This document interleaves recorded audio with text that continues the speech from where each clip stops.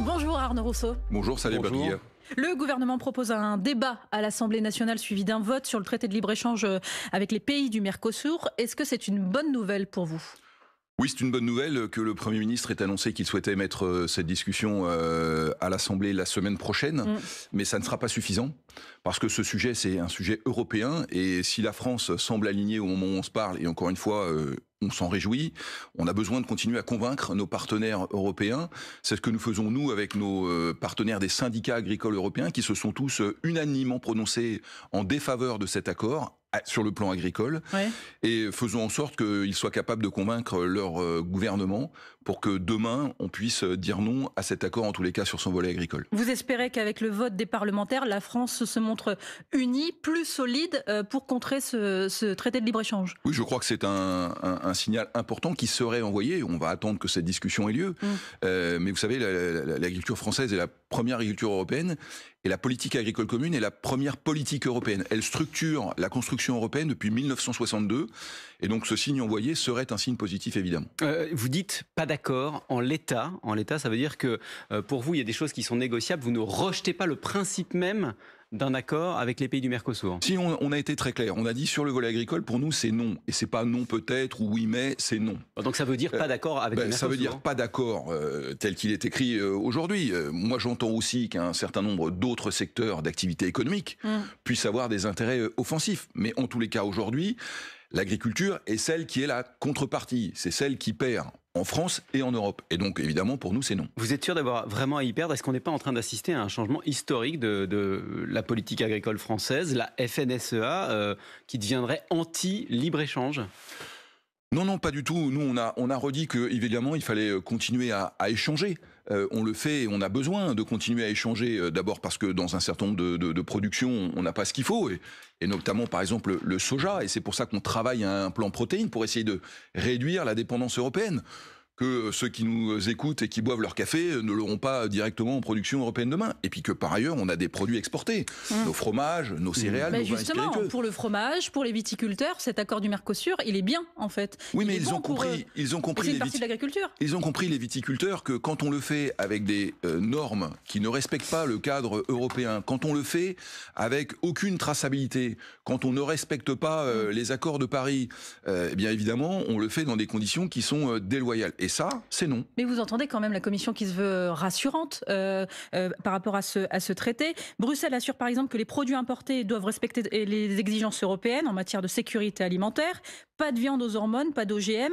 La Commission promet même aussi des contrôles dans les pays d'Amérique du Sud avec des envois de vétérinaires et aux frontières européennes.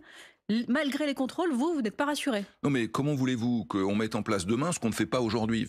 On fait du commerce déjà avec ces pays depuis longtemps. La Commission, par exemple, fait valoir qu'il y a un audit qui a été réalisé en juin dernier sur le Brésil qui ne pouvait pas prouver que sa viande ne contenait pas d'hormones et que les importations en provenance du Brésil, à ce moment-là, ont été arrêtées. Si les choses se passent comme ça à l'avenir, où est le problème ? Ça fait 25 ans, Jérôme Chapuis, qu'on utilise ce qu'on a retrouvé il y a quelques semaines, de l'œstradiol, qui est une hormone qu'on trouve chez les bovins femelles.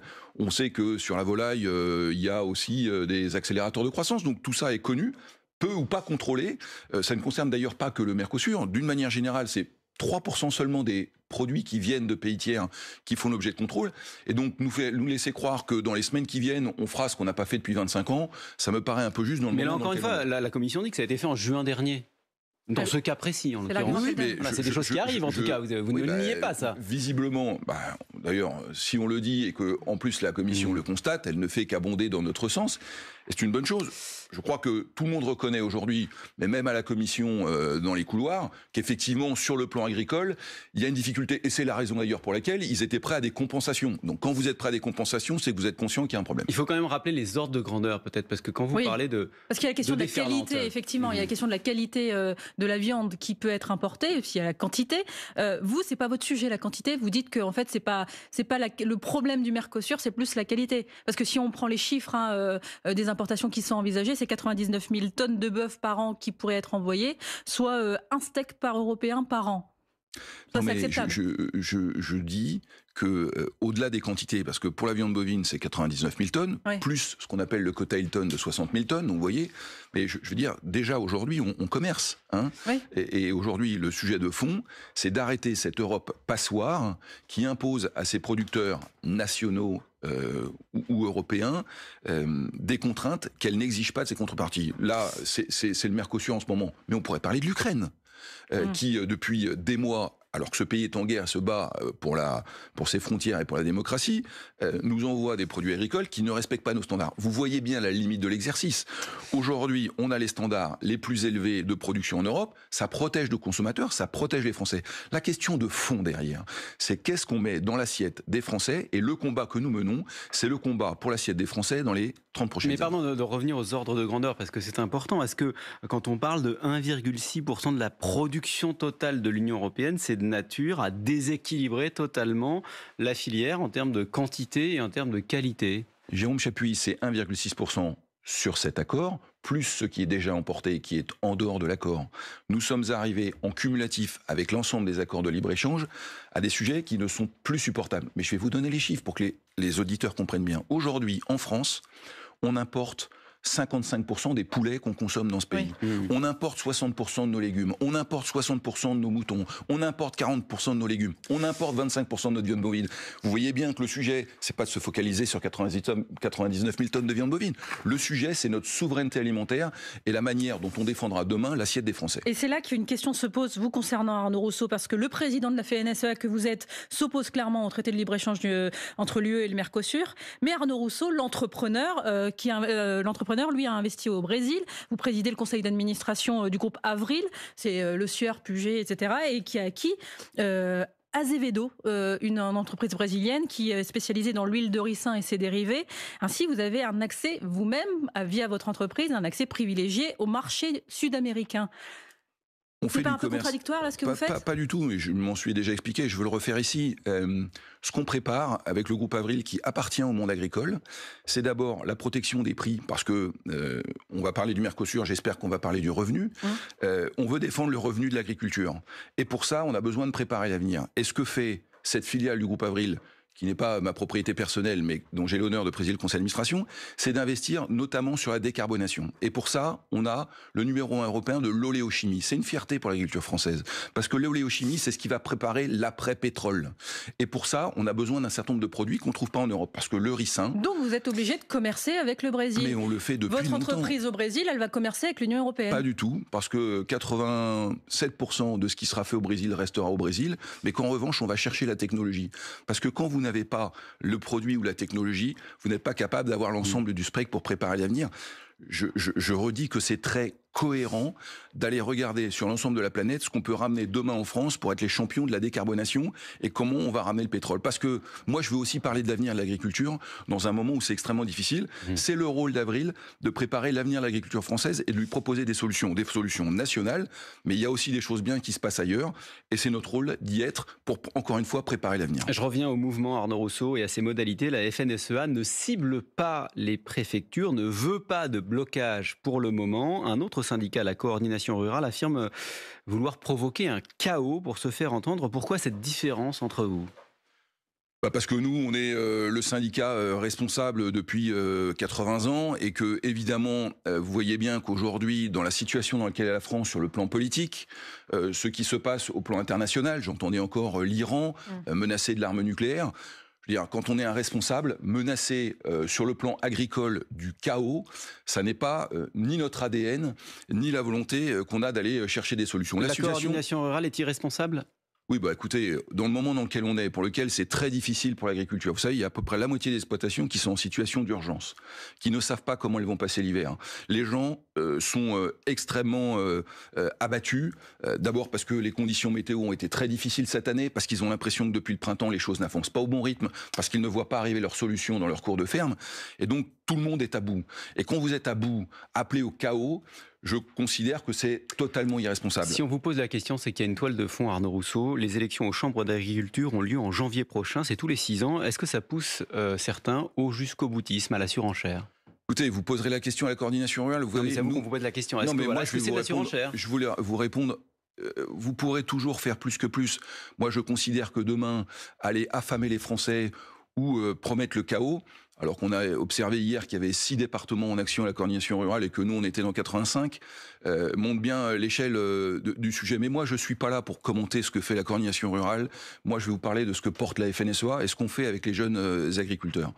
Dans le moment dans lequel on est, nous sommes partis sur le terrain il y a près d'un an pour aller chercher des solutions pour nos exploitations.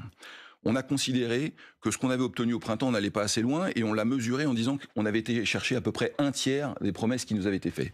Il nous reste 2/3 à aller chercher et sur lequel on n'a pas l'intention de baisser la garde. C'est pas ce que dit le gouvernement. Le gouvernement, justement, tient sur le site du ministère de l'Agriculture les comptes des avancées des différentes promesses, les 70 promesses qui ont été évoquées. Vous avez raison, mais nous... Ils sont à 67%, eux. Oui, je vais vous expliquer pourquoi. Parce que quand, par exemple, ils ont annoncé des prêts de trésorerie, ils ont considéré que le travail était fait. La réalité, c'est qu'aujourd'hui, il n'y a pas un agriculteur qui a eu un prêt de trésorerie. Entre l'annonce et l'effectivité. Mais oui, mais vous voyez bien, la réalité, c'est que nous, on est des gens de terrain. Et ce qui nous intéresse, c'est les solutions dans nos cours de ferme. C'est pas les effets d'annonce. Donc, je le dis, on a obtenu 1/3. Il y a 2/3 à aller chercher. Et les élections au mois de janvier, puisque c'était votre question et que je ne veux pas m'y dérober, elles arriveront au mois de janvier et je crois qu'à ce moment-là, les agriculteurs jugeront sur la capacité qu'ont leurs différents représentants professionnels à aller chercher des solutions. Si certains pensent que le chaos est un avenir pour l'agriculture, ils prendront leurs responsabilités. Nous, on dit c'est difficile, c'est pas tenable dans un certain nombre de régions. Il faut des solutions de court terme, dont des solutions de fonds d'allègement des charges dont personne ne parle à ce stade, qu'on doit aller chercher. Il y a tout ce qui n'a pas été obtenu, notamment sur le plan législatif suite à la dissolution, qu'on veut aller chercher. On va en parler. Vous êtes sûr de garder le contrôle de ce mouvement ? Non mais vous savez, on me pose la question depuis un an. Les agriculteurs sont des gens indépendants. Nombre d'entre eux ne sont pas syndiqués. Donc nous, notre responsabilité, c'est de donner une ligne, de donner un cadre et de donner des objectifs à atteindre. Et ensuite, les agriculteurs, ils prennent leurs responsabilités sur le terrain. Donc nous, on a encadré depuis 48 heures dans 85 départements des actions en indiquant très clairement qu'on voulait pas d'atteinte aux biens aux personnes. Parce que vous savez, c'est très facile d'appuyer sur le bouton. C'est très facile, demain, pour le responsable national que je suis, de dire on va utiliser la violence. Simplement, quel avenir ça nous prépare ? Quel est le niveau de responsabilité qu'on a ? Est-ce que l'agriculteur, dans sa ferme, quand il réfléchit 2 minutes, il pense que le fait d'avoir tout cassé, ça va lui préparer un avenir ? Ce qu'il attend de nous, c'est qu'on aille et qu'on soit intraitable sur les résultats qu'on va chercher. Et c'est le message qu'on passe au gouvernement. Il n'y a pas de complaisance, mais il y a aussi la nécessité d'obtenir des résultats rapidement. Toujours avec Arnaud Rousseau, le président de la FNSEA, au moment de la conférence de presse de présentation du mouvement national, vous avez promis 3 phases. La première contre le Mercosur, et ça a bougé, on l'a vu du côté des politiques du gouvernement qui se mobilisent pour vous soutenir. La seconde phase, pour vous, c'est vous opposer aux contraintes qui pèsent sur les agriculteurs. Est-ce qu'elle va avoir lieu, cette phase, et si oui, à partir de quand ? Oui, effectivement, si on a parlé du Mercosur depuis 48 heures, parce qu'il y avait le G20 au Brésil, on a des sujets nationaux et on ne les oublie pas. Et notamment des sujets autour des contraintes que subit l'agriculture et de toutes ces entraves. Et je peux vous annoncer ce matin, puisque nous l'avons décidé hier soir, que dès la semaine prochaine, mardi, mercredi et jeudi, à l'initiative des départements, nous serons à nouveau sur le terrain avec les jeunes agriculteurs pour dénoncer les entraves à l'agriculture et tout ce qui aujourd'hui contraint notre activité. Vous savez, cette papasserie dont on parle depuis des mois, ces mesures de simplification qui sont attendues, dont on nous parle, qu'on a besoin maintenant de rendre palpables, et ces fameux 2/3 de mesures qu'on attend et qu'on va aller chercher. Mardi, mercredi, jeudi, qu'est-ce qui va se passer concrètement ? Eh bien, écoutez, dans chaque département, les responsables des fédérations départementales des JA et de la FNSEA cibleront des astreintes, des contraintes, ou des entraves qu'ils jugent importantes. Ça peut être des représentants de l'État, des agents, ça peut être des liens avec les administrations. C'est eux qui décideront. L'objectif est encore une fois de mettre la pression pour dénoncer aujourd'hui ce qui n'est pas acceptable. Et je le redis, toujours dans le bien. Dans le respect des biens et des personnes. Vous dites contraintes, entraves, souvent ce sont des normes environnementales, ça veut dire que vous allez cibler particulièrement les administrations qui défendent l'environnement ? Non, mais encore une fois, vous savez, l'idée qu'on opposerait l'agriculture à l'environnement ne correspond pas à la réalité de ce qui se passe dans nos exploitations. Ceux qui aujourd'hui sont au contact de l'environnement au quotidien, ce sont les agriculteurs. Et je peux vous dire que je ne connais pas d'agriculteurs qui se disent je vais détruire mon environnement parce que c'est d'abord son outil de travail. Pardonnez-moi de le rappeler. Non, mais on vous pose la question parce que vous savez ce qui se prépare au Sénat. Une proposition de loi est déposée par le sénateur LR Laurent Duplon et le centriste Franck Ménonville. Eux, ils vont, dans leur proposition de loi, elle vise à libérer la production agricole des entraves normatives. C'est totalement ce que vous voulez. Absolument. Et là-dessus, ils visent notamment la réduction des contraintes sur les pesticides. Vous imaginez bien la réaction des écologistes, là? Oui, mais attendez, là aussi, pas de message intempestif. Nous, ce qu'on dit, c'est que quand une matière active, donc un pesticide, est homologué au niveau européen, il doit l'être également en France. C'est l'exemple des néonicotinoïdes, par exemple. Et vous voyez bien qu'on fait la différence avec ce qu'on dit sur le Mercosur. Donc une matière active qui est interdite en Europe, parce qu'elle est considérée comme dangereuse, elle est interdite partout. Si une matière active est utilisée en Allemagne ou en Espagne, il n'y a pas de raison qu'elle ne soit pas utilisée en France. Et effectivement, vous parliez des néonicotinoïdes, il y en a un qui s'appelle l'acétamipride, qui est utilisé partout en Europe, sauf en France. Et bien ça, c'est une distorsion de concurrence. Et je le dis parce que je voudrais être concret pour ceux qui nous écoutent et qu'on n'ait pas l'impression simplement d'être dans l'incantation. Il y a une production en France qui est en grave crise, qui s'appelle la noisette, qui va disparaître si on ne trouve pas de solution technique. Est-ce qu'on sera mieux demain si on importe des noisettes? D'ailleurs, on pourrait parler aussi de la betterave sucrière, d'autres productions. Et donc nous, ce qu'on dit, c'est qu'on ne peut pas nous mettre avec des interdictions sans solution. La noisette, la betterave vont peut-être disparaître, mais si les pesticides ou autres produits ne disparaissent pas, ce sont les oiseaux des champs et les abeilles qui disparaissent. Non, mais Jérôme Chappuis, pardonnez-moi, ces produits sont homologués au niveau européen. Homologués, vous m'entendez? Donc il y a un moment, soit on considère que les institutions européennes et françaises homologuent des produits qui sont dangereux, dans ce cas-là, il n'y a plus rien qui tient, ne prenez pas un médicament le matin. Voilà, les produits sont homologués. Non, mais vous entendez aussi ce que disent les écologistes, c'est si la France peut être en pointe par rapport à l'utilisation des pesticides, essayons quoi. Non, mais essayons si la France peut être en pointe, mais qu'à la fin, elle a tuer sa production et qu'on importe ce qui vient d'ailleurs. Prenons l'exemple de la cerise. On a tué la production de cerises en France. Aujourd'hui, elle vient de Turquie. Les Français en consomment avec des matières actives qui sont interdites en Europe. Est-ce qu'on a avancé? Donc le combat avec les écologistes, très bien. Moi, je redis que l'écologie est une préoccupation pour les agriculteurs. Mais qu'en revanche, nous mettre dans des impasses, arrêter la production en France et importer d'ailleurs, ça ne fait pas avancer la France. Arnaud Rousseau, vous l'avez dit, la dissolution de l'Assemblée nationale, elle a bloqué la procédure d'examen du projet de loi d'orientation agricole que vous aviez directement dealé, négocié avec le gouvernement précédent. Le texte arrive en décembre au Sénat en commission. Qu'est-ce que vous dites aux sénateurs? Allez-y, foncez, ne changez rien? Non, mais d'abord, les sénateurs, ils n'attendent pas du président de la FNSEA qu'ils leur disent comment faire leur travail. Nous, on leur dit que ce texte, on en a besoin, qu'il est loin d'être parfait, et on l'a dit depuis le début, que même à certains égards, il manquait d'ambition, mais dans le moment dans lequel on est, et je vous l'ai expliqué, on a aussi besoin d'obtenir quelques victoires. Et donc ce texte, il doit être amendé par les sénateurs, et il doit être voté. On a dit aussi qu'on attendait le contenu du projet de loi de finances, vous savez, qui est en ce moment en discussion au Parlement, parce qu'on a aussi, sur les sujets de compétitivité, besoin d'avancer. Et puis, vous l'avez indiqué, il y aura un texte, une proposition de loi qui arrivera sur les entraves, sur les contraintes à l'agriculture.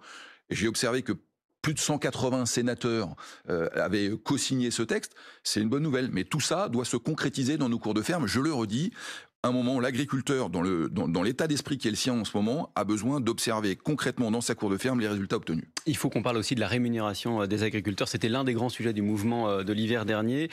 Comment est-ce que vous abordez la perspective des négociations avec la grande distribution, l'agroalimentaire ? Le revenu, c'est le cœur du réacteur. Vous savez, il n'y a pas d'activité agricole si à la fin de l'année, l'agriculteur ou l'agricultrice française n'a pas de revenu. Donc ce sujet, il est central et c'est pour ça qu'on a bien indiqué qu'il y avait un troisième temps qu'on a positionné au début des négociations commerciales. Parce que vous savez, c'est-à-dire début de l'année prochaine ? Non. Là, début décembre, parce que c'est la période traditionnelle où l'industrie agroalimentaire envoie les conditions générales de vente aux représentants de la grande distribution. Et donc nous, on sera intraitable sur le respect du coût de la matière première agricole. Je le dis, et donc on a demandé que les négociations entre les organisations de producteurs qui nous représentent et les industriels puissent avoir lieu avant que les industriels envoient leurs conditions. Et je le dis parce que je sais que les Français qui nous écoutent ont aussi des sujets de pouvoir d'achat. Oui. On peut consommer de la production française de qualité à des prix abordables. Et pour nous, il y a une ligne rouge, c'est le fait que l'agriculteur ne soit pas la variable d'ajustement. Donc tout le monde doit être en responsabilité, tout le monde doit faire un effort pour faire en sorte qu'encore une fois, ça ne soit pas l'agriculture qui soit la marge de négociation. Les prix minimums, vous êtes toujours sur la même position ? Nous, on a dit qu'on voulait construire les prix en marche avant, c'est-à-dire parler des coûts de production dans nos fermes, faire en sorte que ces coûts de production soient couverts avec une marge, et puis ensuite qu'il en soit de même tout au long de la chaîne.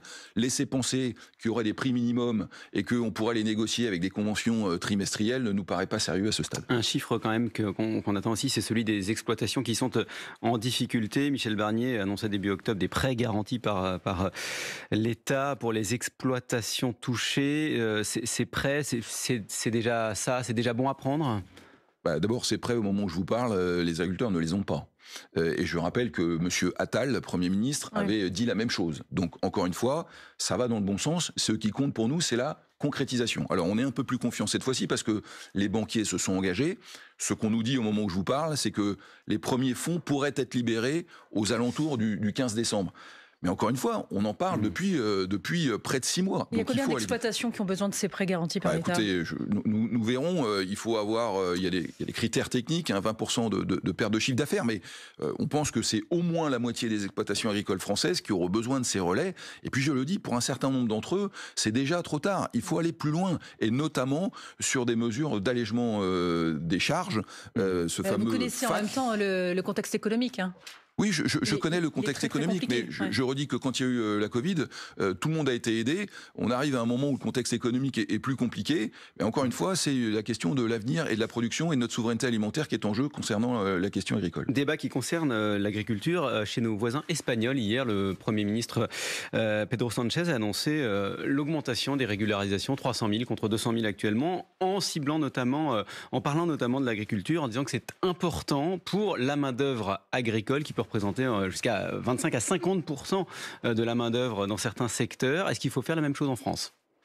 En tous les cas, nous, on a besoin de main-d'œuvre dans nos exploitations agricoles, et je le dis parce que l'attractivité du métier agricole dans le moment difficile qu'on traverse est aussi à porter. Parce que moi, je veux croire aussi que derrière ces difficultés extrêmement difficiles qu'on traverse, il y a aussi un avenir. On aura besoin de renouveler les générations, mais on a besoin de collaborateurs dans nos fermes.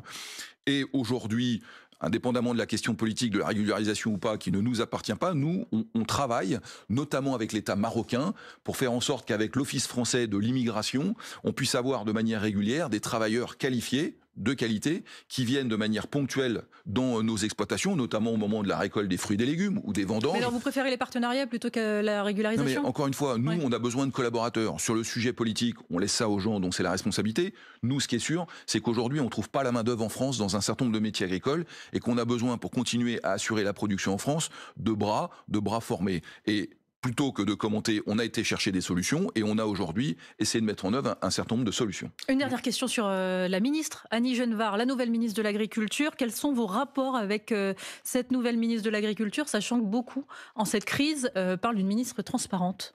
Et vous ? Bon, écoutez, moi, j'ai aussi passé un été dans lequel, pendant 2 mois et demi, je n'avais pas d'interlocuteur, si ce n'est un ministre qui expédiait les affaires courantes. Donc, d'avoir un gouvernement, pour nous, c'est essentiel. Ensuite, on a une ministre aujourd'hui qui est là depuis 6 semaines. Donc, on va lui laisser le temps de s'installer. Ce qu'on observe, c'est 2 choses. Un, c'est que sur les arbitrages en période budgétaire difficile, elle a plutôt obtenu des résultats. Maintenant, là où elle est très fortement attendue, c'est sur la simplification, sur les moyens de production, la question de l'eau, par exemple. Je pensais à la Clouère, qui est une vallée de la Vienne, dans laquelle on attend la concrétisation de projets. Je pense à des sujets autour de la simplification, autour des phytosanitaires. Donc, c'est là-dessus qu'elle sera jugée. Écoutez, 6 semaines, c'est un peu court. Je ne sais pas combien de temps disposera ce gouvernement. En tous les cas, nous, on a besoin d'interlocuteurs et on a besoin d'interlocuteurs efficaces. En 1992, il y avait 900 000 exploitations agricoles en France, 380 000 aujourd'hui. Ce sera le mot de la fin. Le sociologue Jérôme Fourquet parle du plus grand plan social silencieux de l'histoire française contemporaine, le plus grand plan social silencieux. Est-ce que vous reprenez ces mots ?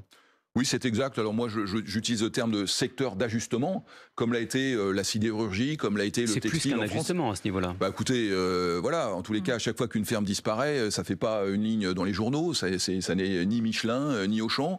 Voilà, et moi je crie depuis des années qu'on a besoin de réaffirmer notre souveraineté et que la capacité qu'on a à continuer à produire est essentielle. La moitié des agriculteurs partent en retraite dans les 5 à 7 ans. On a besoin de jeunes pour attirer ce métier. S'il n'y a pas de revenus, on ne réussira pas. Mais attendez, juste quand même, le modèle a changé. On a moins d'exploitations, mais elles sont quand même plus grandes.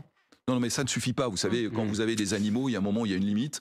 Voilà. Et encore une fois, notre avenir et la question qui se pose aujourd'hui, c'est ce qu'on mettra dans notre assiette dans les 20 prochaines années. Voilà, l'agriculture, on en parle sur France Info, notamment avec vous ce matin, Arnaud Rousseau, président de la FNSEA.